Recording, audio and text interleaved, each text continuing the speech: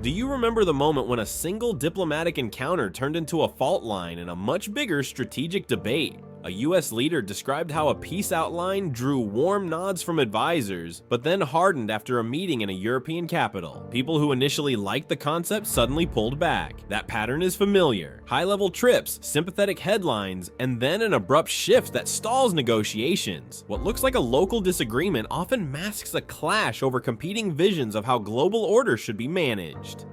Welcome to Political Plot, where we cut through the noise to reveal the power plays shaping American politics. Today we're unpacking a deep geopolitical clash between a sovereignty-first vision that favors restraint and strategic stability, and an internationalist, alliance-focused approach that presses to contain rivals, an argument now shaping policy around Ukraine, NATO, and global power. The stakes go beyond rhetoric. Decisions by leaders, institutions, and markets in the coming months will help determine which worldview reshapes the rules of international order.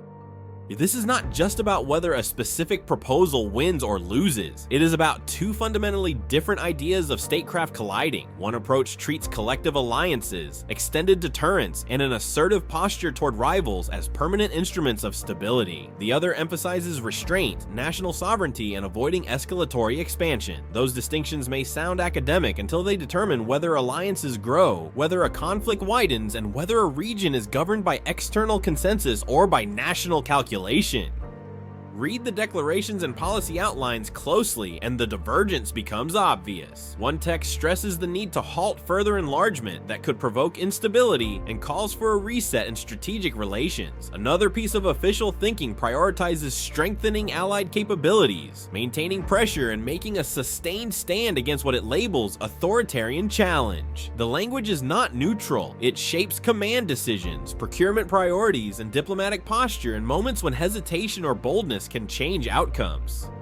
Domestic politics amplify these differences. In capitals that have borne the cost of long campaigns and open-ended commitments, a retrenchment argument finds sympathetic ears. The pitch is that resources and public patience are finite and that national interests deserve sharper prioritization. In other capitals, especially those that see themselves as guardians of a certain multilateral order, retrenchment looks like abandonment, a move that could destabilize smaller partners and invite opportunistic behavior from rivals. So the disagreement is simultaneously strategic and political, played out in public statements, closed-door briefings, and the editorial pages.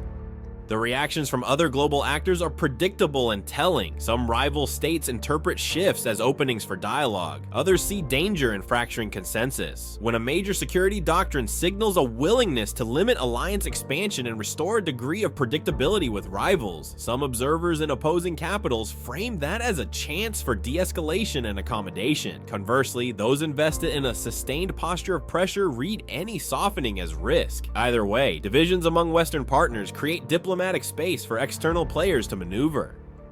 A second front of the contest runs through institutions, financial hubs, and corporate boards. Business leaders and banks want stability for markets and supply chains, but they also hedge. They launch resilience programs and manufacturing initiatives that echo themes of national renewal, while the advisory teams behind those efforts often include establishment figures who prefer managed continuity. That creates a duality. Projects that look like alignment with new priorities are simultaneously steered by familiar institutional actors who intend to smooth the transition rather than allow a wholesale rewrite of the rules.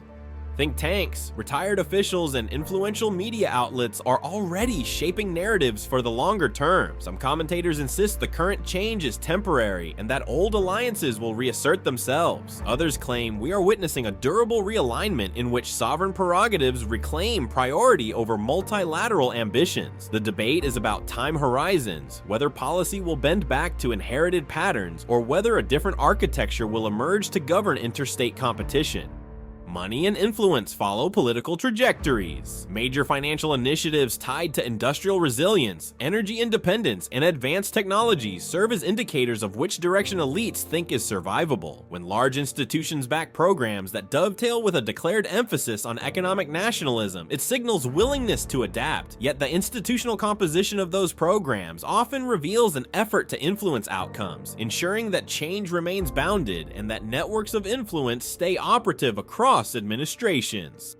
What makes this consequential is that practical decisions will affect people and economies directly. Choices about alliance posture, defense investment, and diplomatic engagement alter risks on the ground, the flow of capital, and the options available to policymakers in times of crisis. A debate that began as a dispute over particular terms of an accord thus expands into a contest over institutional legitimacy and the rules by which states will operate in the decades ahead. The outcome is not fixed. The balance will be determined by political coalitions, electoral cycles, and the capacity of leaders to sustain agendas through turbulent periods. If proponents of a new sovereign-first posture can build durable coalitions and translate rhetoric into policy, international structures may evolve to reflect those priorities. If established networks of alliances and institutions regroup effectively, the pendulum may swing back toward a more collective security model.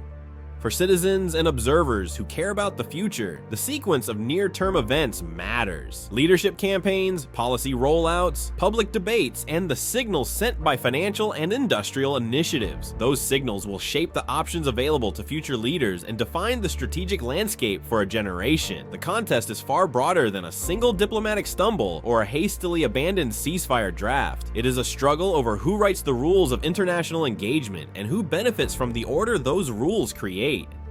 Follow the unfolding debate closely and pay attention to how elites frame the issues, which institutions they mobilize, and how public opinion shifts. The choices made now will reverberate for years. This is not merely a quarrel over tactics, it is a competition for the architecture of global politics, and its repercussions will reach into the daily lives of people who never set foot in a negotiation room.